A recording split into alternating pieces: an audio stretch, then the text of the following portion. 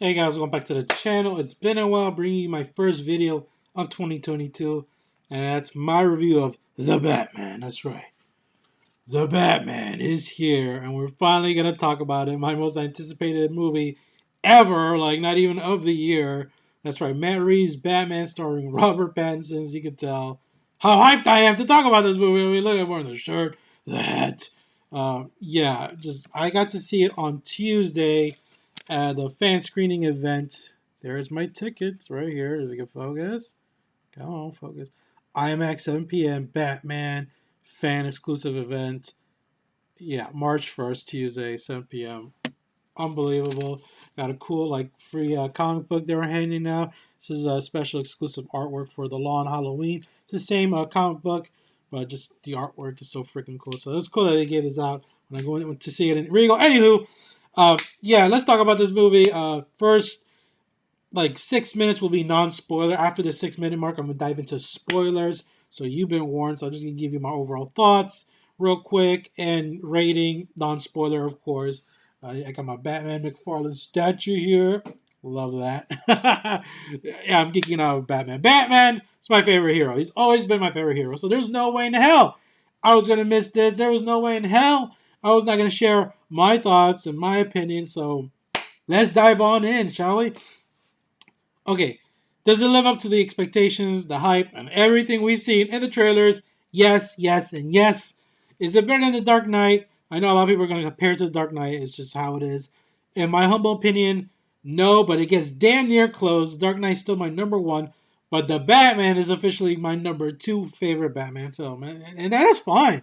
And if you think The Batman is number one, that's also I could totally see that. I could totally see that. But I will say this is the most genuine, truest iteration of Batman I've ever seen. Because number one, the big thing is they get the detective aspect, the detective comics. DC, hello. We finally get to see Batman being a detective, investigating, and it's fucking awesome. And Matt Reeves does a phenomenal job. Robert Pattinson as Batman. Let's address this right now because everyone just lost their fucking mind. You know, oh my god, a Twilight Boy. Twilight Boy is my new Batman. You know, like John Campbell would say. Listen, shed that fucking bullshit. Edward the Sparkling Vampire is dead. He's dead. He's gone. All right.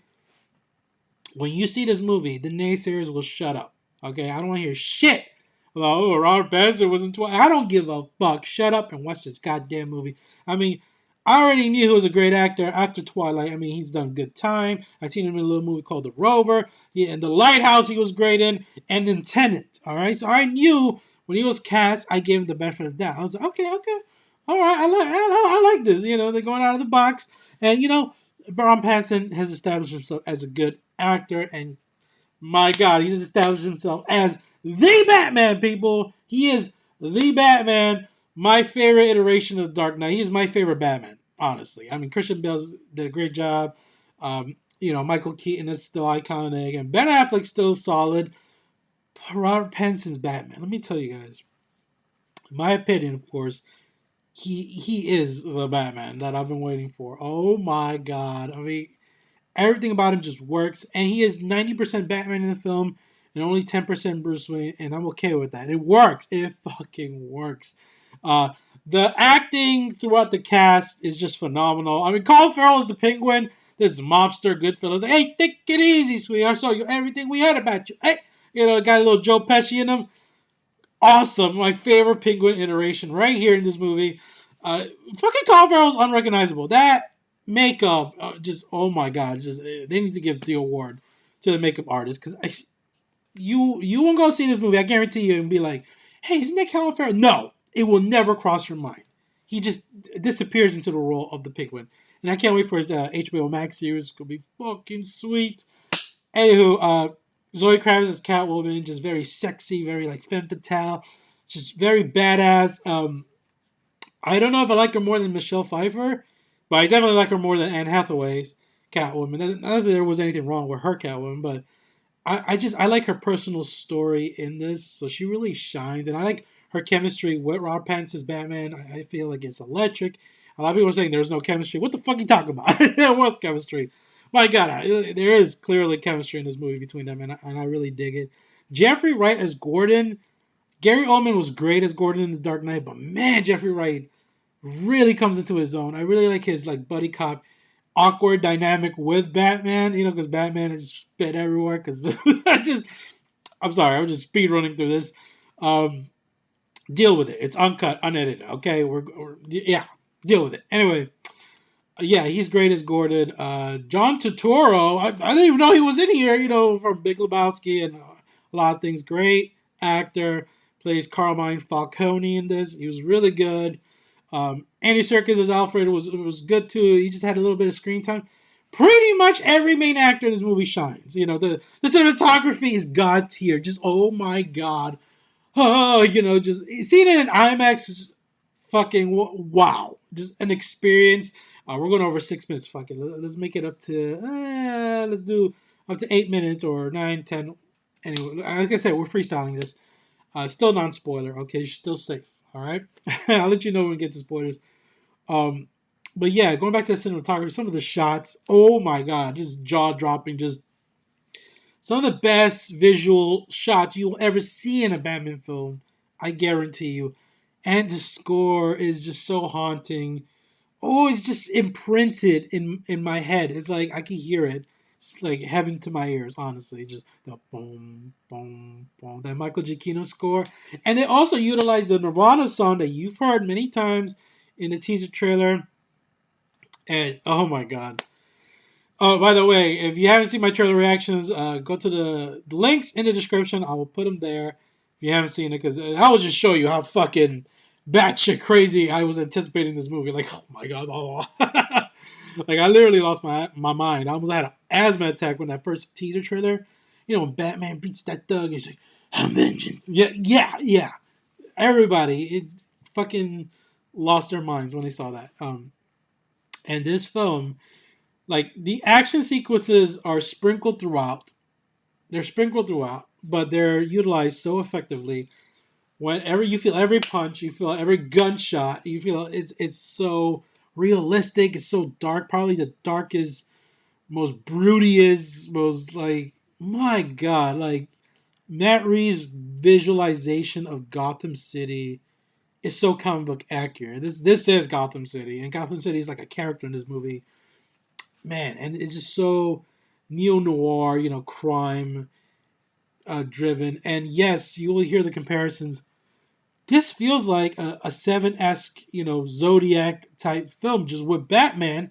So I can see the David Fincher inspirations that Matt Reeves was going for, because we finally get a Detective Comics aspect of the Batman. I've been wanting that like forever. Like I feel like every movie just brushed that off and just passed it, or maybe just merely mentioned, like in the Dark Knight, when that seeing with Batman cutting the wall and he's like, I'm looking for fingerprints or bullets or some shit like that. You know, like that was the closest we got to Batman being an investigator here throughout. He's in the crime scenes. He's in it with Gordon. I fucking love that. It felt so refreshing, and yet it's not, because it's always been a staple in the comic books. If you read the comic books, like my God, I really dug that about this movie, and the direction it goes. And Paul Dano as the Riddler, fucking terrifying, man. He's like the Zodiac killer, basically mixed with Jigsaw, just so unhinged and demented. Every scene he was in, in the beginning, I won't spoil, with the Riddler. There's a scene in the beginning, it just gave me horror movie vibes. He just creeped me the hell out. Definitely one of the better and best Batman villains. He's top 3 Batman villains in live action film that I've seen. So yeah, and every time there was a riddle to be solved, or you felt that tension just building and building, and oh my god, just this standout movie. Now I will say it's near perfect. My score may shock you. I don't know, because I'm a Batman fan. If you know, if you've been following me on social media and stuff, I'm gonna give the Batman a 9.5 out of 10. It's near perfect. I have some nitpicks, some gripes. They're not major, but they prevent it from being that 10. However, I do plan on seeing it, tomorrow on Friday and then on Saturday, 2 more times. So my score may change. So there you have it. It's a 9.5 out of 10. It's a near masterpiece in my opinion. Like, go see this movie, go support it. It is worth everything. They just killed it in this movie. Everybody, the cast, the director Matt Reeves, just bravo, completely blown away. Um, I walked away just in awe. This movie has not left my mind ever since Tuesday, and now everybody's seeing it now. So you will experience Batman as you've never seen before, which is crazy because it's the most comic accurate Batman I can think of. Is this movie, and it nails it. It delivers. So definitely worth your time. Definitely worth watching. Yeah, I can't believe I finally got to see the Batman. So, anywho, we're gonna dive into spoilers. That was my non-spoiler portion is over. Spoilers. Okay, we're gonna get to spoilers. Here we go. Let's dive on in. Spoiler time. Spoiler talk. So you haven't seen the movie again. Spoilers. I'll give you all the spoilers, even though there's not that much to spoil, but still, okay. All right. Let's start at the beginning. I love how this movie opens with Rob Pattinson's Batman narrating, which has never been done before, which is fucking crazy to me. And it just sets the tone. It sets the mood throughout the whole film, and I fucking love that. The opening to this movie is one of the best openings to any Batman movie. I know The Dark Knight has a fucking awesome opening with the Joker. I know it comes close to that, honestly, in my opinion. Oh my god, it just basically Rob Pattinson is narrating, and I don't remember everything he said. I only seen it once, people, so I ain't got that crazy, memory unlock. But basically, he's saying like fear is the tool. How he uses fear as a tool against the criminals, the corrupt. And while he's narrating, he's the bat signals in the sky, and you're seeing all these, little criminals in Gotham doing their criminal shit. One guy's robbing a grocery store. The other guy's doing fucking graffiti, like a dumbass. Like, it's like once they see that signal in the sky, it feels like Batman is just coming out of the shadows. You feel it, because the way the camera pans and just stays on the shadows, and you see the criminals' reactions. I fucking love that. I love how Matt Reeves shot that. They're just like in fear of the Dark Knight, and that's something I feel like was lacking. My head is a little crooked there. Sorry. There we go. Batman. Anywho, you feel it, and I love that they utilize that. So it just sets the tone, and then he fights those goons, those thugs with the makeup, skull makeup, whatever makeup that is, and he wrecks shop, man. But fucking this Batman ain't fucking around. He's hardcore, and he don't care what he has to do to get the job done. He ain't gonna kill somebody, but damn it, he'll die trying to stop you, even if it means pummeling you until your ears are ringing and you're crying for your fucking mommy and you're neck deep in medical bills. That's the Batman in this movie, and I fucking dig that. So yeah, it sets the tone right away. I'm jumping ahead of myself. The first scene was actually with the Riddler. So yeah, I'm digging the Batman stuff, but the Riddler stuff was just as compelling. Paul Dano's Riddler is just, oh my god, he's fucking. It's like a slasher movie in the beginning. Just shows up like Michael Myers and shit behind this fucking mayor running for mayor, and just bludgeons him to death with this fucking like. It looks like it's like some kind of trophy, some kind of artifact, some kind of tool. I mean, they really pushed the PG-13 limit to its limits. Like, this could have easily been rated R. All if they would have had just a splash of blood as Riddler is bludgeoning this guy. If they didn't cut right then and there, and he hit him, and the blood just went splash into Riddler's glasses, and he's just going like this, wiping the blood. R rating, automatic R rating. That's what I'll tell you. This is the most like darkest iteration of Batman in live action I've ever seen, and I freaking love it. That's what I'm here for. It was great. Set the tone, set the mood, and then Batman's narration as well. You get a very like cynical, dreary Gotham. Like, oh my god, Gotham is honestly the worst place to live. Why would you live there? Fuck that. Move to Metropolis. Superman got you, Woo, let me get a drink of water here. Anywho, so we get that, and then we get to the crime scene with Batman and Gordon, and they don't want him there. The cops are a bunch of assholes, Oh, we don't want this guy here, And then this one bearded fuck comes in. He's like, yeah, he fired this too. You seen it in the trailer. That one guy that's supposedly Gordon's buddy, but his real BFF is Batman. Damn it. So, and I like the technology they use. It's so simplistic, but it's not too unbelievable. It's Batman's wearing like special gadget eye contact, so he's like reading the room and he's scanning everything, and they don't know, they're not aware of it, which I thought was pretty fucking cool.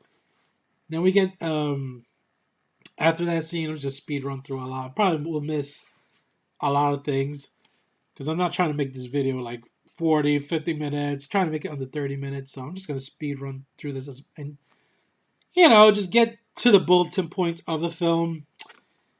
Anywho, yeah, that launches an investigation. Batman's investigating. Right off the bat, everything feels different. Total shift, everything.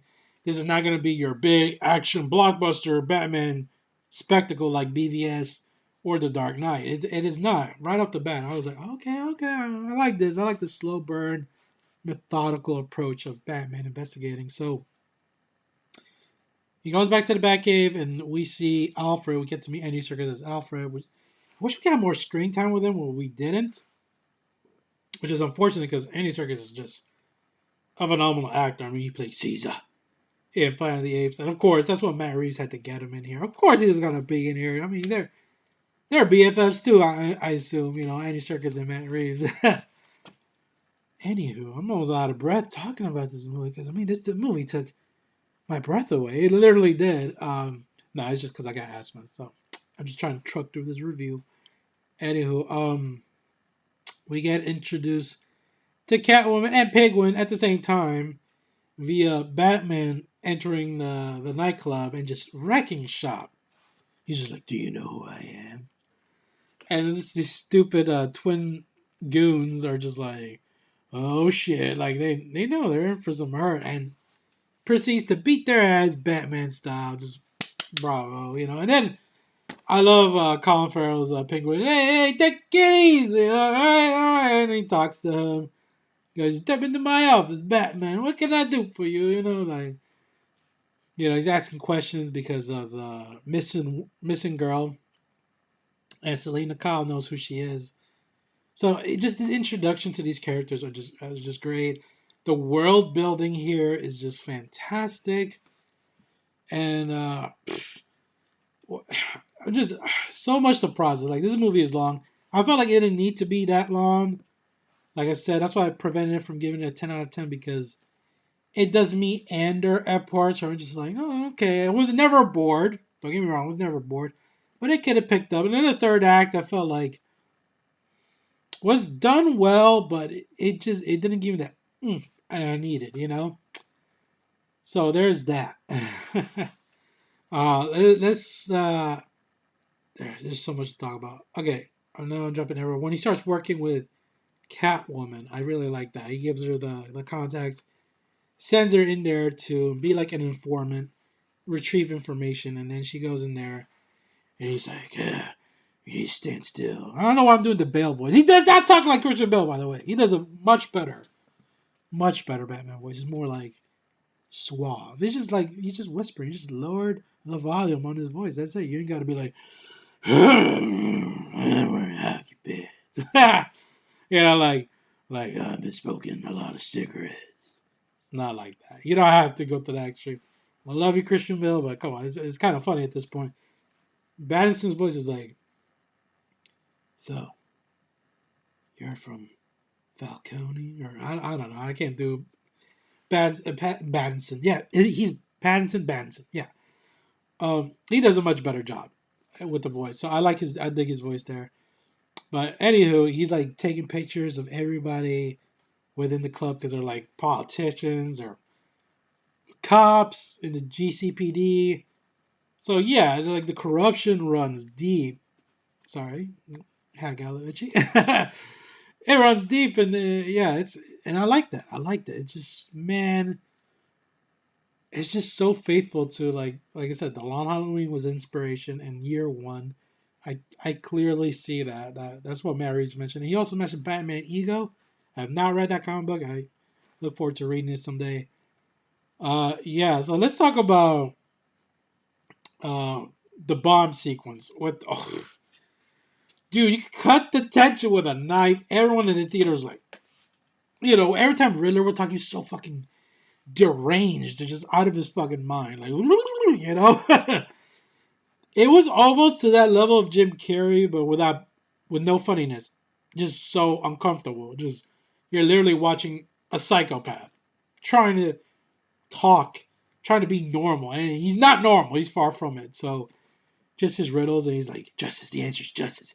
He's trying to save this fucking guy, but he won't give him the last answer because he knows he's fucked. Because he's I think he's a politician. He's a district attorney guy, and who works for Carmine Falcone. He's in his pocket, so he won't give Batman the answer. The fucking bomb explodes. Holy shit, that was crazy. I mean, his head exploded, people. How did this movie not get an R rating? It's fucking crazy. I'm telling you, man, they really pushed that PG-13 rating. It doesn't even feel like PG-13 at times. They might as well have gone for the R. I know why they went for PG-13 to get more asses in seats and get the kids in seats and have them have nightmares of the Riddler, for the rest of their lives. That's fine. I'm telling you, man, if they went for that R rating, it would have been so good. It would have been more brutal. I felt like it needed it. It would have been so much better. But anyway, yeah. So I'm surprised during this point they did not unmask Batman. I don't know how. I thought maybe because he put like locks. He has like some kind of like lock system in there. Like only I can take off my cowl. The handprint recognition, bitches. But no, none of the cops there. I guess because Gordon was there. He's like, hey, hey, hey. And they tried to do it, and he just starts getting up like ready to wail on the cops. I'm like, holy shit, this is crazy. And then now the scene makes sense because I don't know, a lot of people saw that clip where he just punches Gordon and just books it, which was kind of funny. I ain't gonna lie. When I first saw that scene out of context, I was like, what the fuck? Why would Batman just punch Gordon and just take off? Like, what? But Gordon pretty much says, hey, you just hit me, punch me, and then, make it look good. So it makes sense because all the cops are ready to take down Batman. They just despise him. They don't like him. Rightfully so, because they're a bunch of corrupt pieces of shit. It's just Gordon's probably the only non-corrupt cop. My God, it's so fucked up. Not surprising at all. It's Gotham City. Anywho, he socks Gordon. I mean, shit. I'm surprised Gordon got up from that. He even mentioned it later on, like you could have pulled back your punch, man.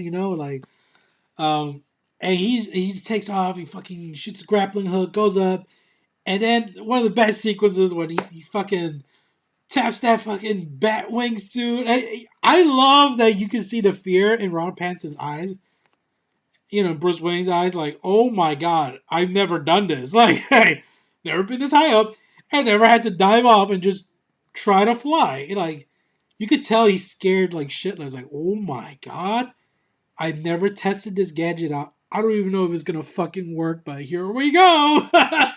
And I love that authenticity. I love that realism. It just made his Batman more like humanizing, more relatable. Like, yeah, I would be scared shitless. And he just dives off. He just glides. It's so fucking epic. But then the way he crashes, he hits like the fucking. He tries to go under the bridge, but there's a bus there. He hits a bus. He bounces off shit. Like, it was insane. He lands in an alley and gets away. And I also liked simple things like Rod Panson when he's like Bruce Wayne and he's just covering his face. He has the hoodie over and he's driving the motorcycle. He's always with the backpack because he's carrying the backpack. So he's always has to have the backpack. And that's genius. That makes total sense. If he has to be on the go, He can't be just walking around as Batman like on the streets like Batman, you're not gonna fuck with me, right? You're not gonna arrest me. You're not gonna GTA me or run me over for 10 points, right? No, he has to do that. He has to be civilian Bruce Wayne, but under disguise. He has to hide the fact that he's Bruce Wayne. That's why the eyeshadow, and then also I like that too that they kept the eyeshadow because that was always a thing. They take out a bad suit, they don't have the eyeshadow. I'm like, you had that underneath the cowl. What the fuck, you know? The consistency in this movie is done so well. You can tell Matt Reeves, he done his homework. He done his homework, people. He gets it. So I did like that. I like that aspect of Batman. Let's talk about Bruce Wayne for a little bit, because that's another nitpick of mine. I felt like Rod Pattinson as Bruce Wayne was just, I wouldn't say, I wouldn't go as far as say hollow. Very one note. Uh, I didn't need him to show so much emotion. I get that he never recovered from his parents' death, which I'm happy to say they didn't have to show his origin, because everybody knows fucking Batman's origin. Even your grandma knows, your grandpa, your fucking dog probably already knows how Bruce Wayne's parents died. So I'm glad we didn't have to go to that. We didn't need a fucking flashback either. So that's good. But yeah, he's distraught, and he could just never get over it. And plus, just imagine having to do the shit that he does, be Batman at night, beat the shit out of goons, take gunshots to the chest, tase them in the neck, which is fucking cool, by the way, in that scene. Have to do all this dark, dreary shit, and they have to be normal and socialize with people. You'll be a recluse. So I get that aspect. It's just I just wanted a little bit more for Robert Pattinson, especially the sequence where Alfred almost died. Oh my god, my fucking heart sank. I was like, no way, the Riddler's gonna kill Alfred. But luckily, he noticed it was a bomb that it was sent for Bruce Wayne, and he threw it the last second. And but that sequence in the hospital, it said Bruce Wayne was all like, "You lied to me, Alfred." I don't know why I keep doing that voice. No, he's like, "You lied to me, Alfred. Why you lying?" I'm like, damn, dude, the fucking Alfred is in the hospital. He took a fucking bomb to the face for you. Show a little emotion.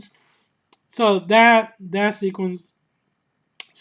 scene in itself, I thought could have been done better. With Rod Pattinson's acting, could show a little bit more emotion. I get that. He found out that his parents were in, squeaky clean. His dad wasn't a fucking Boy Scout, like he thought. Because he idolized his dad, and then he found out later on. Now, yeah, his dad basically abandoned a fucking orphanage, let these orphans like just starve to death and get into drugs, and that's where the Riddler's origin comes from, and that's why he despises the Waynes. He's going after these politicians, and it makes sense. So, uh, yeah, but that's one of my main gripes of the movie is that Ron Pattinson could show just a little bit, conveyed a little bit of emotion, a little bit of his acting in those scenes, but it wasn't to the point where I was just like, oh god, I hate Robert Pattinson as Bruce Wayne and Batman. No, because it makes sense for the narrative. So I feel like, if they do make another one, I hope they do. Give us a trilogy. I heard Matt Reeves is interested in doing a trilogy. Please do. Fingers crossed. I feel like it will. This movie's gonna make a shitload of money, so definitely. And then got all these HBO Max series in the works, like The Penguin and Arkham and all this, stuff. So they have to. So I'm pretty sure in the sequel he's gonna come into his own, especially with all his interactions with Catwoman. So yeah, his character arc really does progress throughout the movie, which I really appreciated. So I did like that. So it made up for the lack of emotion out of Robert Pattinson when he is Bruce Wayne. But like I said, he's only Bruce Wayne for like what 15%, 10% of this movie. The rest, he's always Batman, which I love. Um, what else? Oh, that chase sequence with the Batmobile. Ooh! That souped up fucking Dominic Toretto family. Muscle car fucking Batmobile. I fucking love with the fucking jet engine blasting. Yes. I'm telling you, everybody was like, woo, shit, when you hear that shit, like, roar, when it starts up, so good. And even the Penguin was like, oh, fuck. Those sequences in the rain, by the way, is beautiful. It just stands out to me. I like that most of this movie is shot in the rain. Gotham apparently rains a lot. There's a lot of rain in Gotham, and I dig that. That sequence, probably my favorite sequence of the whole movie. That car chase, probably I have to say, the best Batman vehicle chase. Oh, well, the Dark Knight one was really good when he flipped the truck. Oh, that was good too. It's hard to compare, like I said. I don't mean to compare, but they're just both on par. But yeah, when he flips Penguin's car over, oh, fucking sweet ass shot, man. The camera work, stunning, just top tier. And then that upside down shot we saw in the trailer, and he's just looking at Penguin like, fucked up, Penguin. Fucked up. And Penguin's just like, oh shit, don't kill me, Batman. Take it easy, sweet. Hey, come on, take it easy. That's why, yeah. Um, Great sequence. The whole La Rata Dada, whatever the fuck that riddle was so weird. Um, I don't know why. Something like that did take me out of the movie just like for a few seconds because it just sounded funny coming out of their voices. Even the penguin was making fun of it, like La Rata Dada. I know you don't know how to speak Spanish. you know. So yeah, I thought for some reason I thought the Riddler's riddles would be more creative and like harder to crack, but I don't know. It just seems so simple at times. With the cards he leaves. Batman was solving them like that. He's like, the answer is this, except for the La Rata Dada, whatever the fuck. Except for that one, he was just stuck on that one. You know. But yeah, I like what they did with Bruce Wayne's family, like Martha Wayne. She had mental issues. She was in the mental asylum, or she was hospitalized. She was going through rehab, and his father didn't want that to get out, so he had supposedly had Carmen Falcone killed this journalist that had that dirt on him, but he didn't mean for Falcone to kill him. He just went to Falcone in desperation, wanting to just intimidate the guy, probably like try to pay him off, but apparently that guy couldn't be paid off, according to Falcone, and Falcone's just full of shit. Alfred basically said that he mainly did it to protect the family, the mom, like his mother, he didn't want that to be exposed. He didn't care about his campaign, um, you know, and his image. So, yeah, I really dug how they tied that in with the Riddler's motivations for killing all these political and, corrupt officials and all that. Very smart storytelling and writing there. And we're about to come to a head with Catwoman. I really, like I said, Zoe Kravitz was really good in this movie. I like that scene, that rooftop scene, where she's gonna kill the guy, and Batman's like, no, Selena, don't throw your life away. Keep doing that voice. So I'm stuck in the past, people. Christian Bale. I'll work on the Rob Pattinson voice, I promise. Justice. The answer is justice. See, it's just so smooth. He does it so smooth. I like that. I like that. um, and I'm jumping all over the place. I like that sequence in Falcone's club. He's going after John Turturro's character, Selena Kyle, because that's her father. And at first I was like, what? That's her father? But I think it's in the Long Halloween. If I don't remember, bad on me, right? But I'm pretty sure it's in the Long Halloween and Batman Year One that Falcone was always her father. Yeah, it was. Because I remember reading through that, and towards the end, she was distraught when Falcone gets killed. Spoiler alert for the Long Halloween. Yeah, so anywho, I'm just gonna run with that. I don't know if it's 100% right on that. Anyway, yeah. So she's going to kill him, and it's fucking intense. Batman cuts the electricity throughout the whole place, and just right. We see that awesome hallway scene where everybody's just shooting blindly in the dark. Blind as a bat, and he's like, "Oh, your bullets don't mean shit to me." Fucking doing all the Batman Arkham Asylum combos. I like those takedowns. Those fucking Arkham City takedowns. That shit was so badass. I fucking love it. I needed more of that. Oh, Matt Reeves, please give us more of that in the sequel, please. Just a little bit more. It doesn't have to be throughout. Just a little more. I feel like this is just a taste of the badassery of Batman. But again, very detective style, detective centric focused Batman film that they went for, and I still dug it.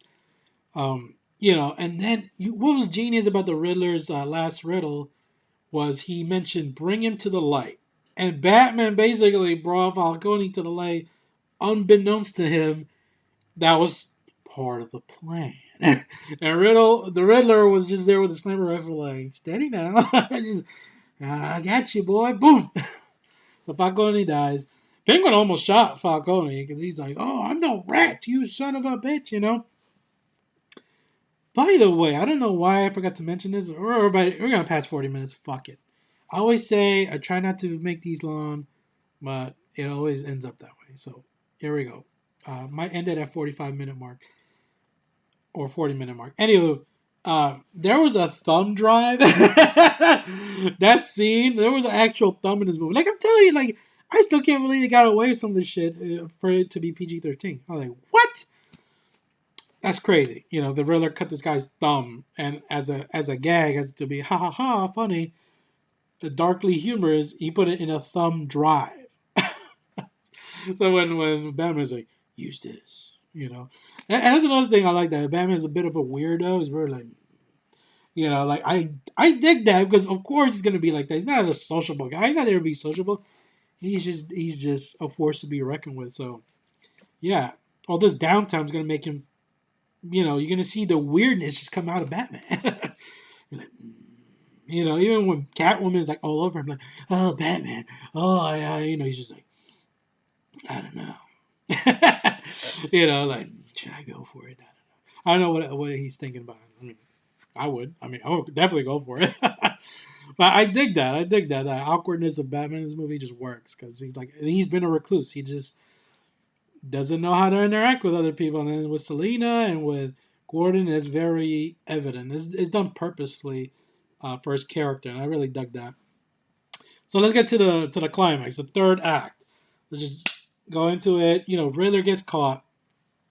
We get to see Paul Dano, just a regular guy, which makes it more creepy because it's like that's always what they say. That's always the narrative of every serial killer when they capture him. He was just a regular guy. He was my next door neighbor. He was the lawnmower guy. He delivered my milk every Tuesday. They don't do that anymore. I don't know why I said that. It's like the 50s. What the fuck? No, he used to deliver my mail every Thursday, you know, my Amazon pre-orders, you know. Yeah, so that's what makes it more creepy. And then that whole scene with Batman interrogating the Riddler is not as electric and holy shit as, you know, sorry to compare. I have no choice. I do have a choice, but I can't help it. Like with the Dark Knight, or with Batman and Joker, you know, because it's the Joker, you know. I'm not a monster. I'm just ahead of the curve. Oh! I still love that. But still, a lot of great moments within that scene. Batman and Riddler. And Riddler thought he could make Batman, you know, it's crazy because the Riddler basically says that I was inspired by you. And it's the wrong kind of inspiration. Batman's like, you're a psychopath. You're this. You're sick. And he was like, no, no, no. There's some moments with Paul Dano's Riddler that, I don't know, it was kind of funny. Like, that he went a little over the top, and then he pulls it back, you know. I still dug his performance, don't get me wrong, but it was just some funny moments like that. He was like, no, no, no, Batman, no! You weren't supposed to be like this. It wasn't supposed to be like this. And I was like, what? But yeah, it makes sense because his plan. I like that scene when he's like, that part where he's like, oh, you're not as smart as I thought you were. And one thing I'm confused about is that he kept saying Bruce Wayne. He kept saying it, but I'm like, does he know he's Bruce Wayne, or is he just saying Bruce Wayne like out of context? Like, I don't know. It was kind of hard to tell because if he knows he's Bruce Wayne, why wouldn't he say anything? Or unless that's his little secret he wants to keep. I don't know. Guess we'll find out in the sequel or something. But yeah. So then basically Batman solves the final riddle is in John Doe's apartment. I'm telling you, that's John Doe's apartment from fucking Seven. Like with the Notebook. I got Morgan Freeman, Brad Pitt vibes off Batman and Gordon. So yeah, very Seven and heavily inspired. I want to watch Seven again. Thank you, Matt Reeves. I'm gonna watch Seven again because of this movie. Like seriously, with the notebook and everything. Like read this passage, like, and then just pouring his mind on paper. Like a reference to Seven. It's kind of like the same thing, but in a Batman film, which I love that they went this direction. Anyway, the third act with all the Riddler, followers was fine. I would have preferred if Riddler himself was involved in the third act, and I thought that's what was gonna happen. I would have been cool if he would have had like a decoy be in prison instead of actually him. Somebody that kind of looked like Paul Dano, but it's not. So they could have done something where the camera would have panned around and shown his face, and then we go, "Holy shit, that's not Paul Dano! The real Riddler is still out there. They got the wrong guy." That would have been sweet. And then the real Riddler is, ready to kill the mayor, right there in the stadium. That would have been so much better. I don't know. Me personally, I would have loved to see that. I would love to see that showdown. Then Batman, could have been the one that Batman starts just pummeling. That would have been so much better. And then when he unmasked him, it's Paul Dano laughing, teeth broken, bloody glasses, all fucked up, like I almost beat you, or I beat you, or I don't know. I thought that would have been sweet. But anywho, we didn't get that. We just got still a solid action sequence. Batman just exploding at the top of the stadium. Batman diving in and just whooping ass. He almost gets killed. There's one dude with the double barrel shotgun. Almost blast Batman, but Catwoman saved him. She came in clutch. I like that. Yeah, and then like I said, yeah, the third act was pretty solid, and then after that, get this iconic image of Batman helping all the survivors, because Riddler floods the whole fucking city. He's fucking crazy. It's crazy. I mean, the threat was an all-time high with Riddler. He was not fucking around. Um, but I like the narration that Batman gives. It's like it was just an entire character arc, and it becomes full circle. It's fully realized when he does the narration. He says like he feels like he give this city hope, and he's more hopeful. He needs to change his ways. He can't just be all vengeance. He has to be more than that. And I fucking love that. Thank you, Matt Reeves. Thank you, Ron Pence. That is such a awesome character arc because he's not always going to be about vengeance. He started off that way, and he's in a different place because he was able to save these people from dying, from drowning, and foiling the Riddler's plans. So I love that character progression. It was done so well. I want to stand up and cheer and be like, "That's the fucking Batman. That is my Batman. Damn it." So that was a great crowd pleasing moment to hear that. The character progression fully realized. And then we get the. I feel like this was so unnecessary. That one actor, he's in Eternals. He's in the next cell with the Riddler, and it's heavily emphasized, hinted that he may be the Joker with his laugh, and he's all scarred up. You don't see his face fully, but it is implied that that's the Joker, and I don't feel like it needed that. I mean, we already got Joaquin Phoenix's Joker already, so I don't know. I have to agree. I felt like that was shoehorned in. Minor nitpick. But who knows? Maybe it'll work out. Maybe they'll bring them in the sequel or the third movie. Who knows? Yeah. And then, we get a nice, bittersweet goodbye, parting ways with Catwoman and Batman and their motorcycles. I felt like that scene could have been cut down a little short. And there you have it. That's the end of the Batman. I mean, I skipped some important parts, and I apologize. But again, I just only saw it one time. So those are the highlights for me. And the credits roll, and you hear the Nirvana music. I love that Nirvana music. I listen to more Nirvana. Yeah, and that's the Batman in a nutshell. I freaking loved it. Like I said, 9.5 out of 10. May change to a 10 out of 10 in more viewings. Like I said, I already mentioned my gripes, my nitpicks, why it wasn't a 10 out of 10. But if you gave it a 10 out of 10, hey, more power to you, man. I totally get it. If someone said, this is a masterpiece, this is the best Batman movie ever, right on, buddy. I'm there with you. It is. It is one of the best Batman films ever. But anyway, that's my review. Thanks for watching. Hopefully you enjoyed the movie. You've seen it. Comment down below. Let me know what you thought about the movie. Give this video a like if you enjoyed my review. And I'll catch you guys in the next one.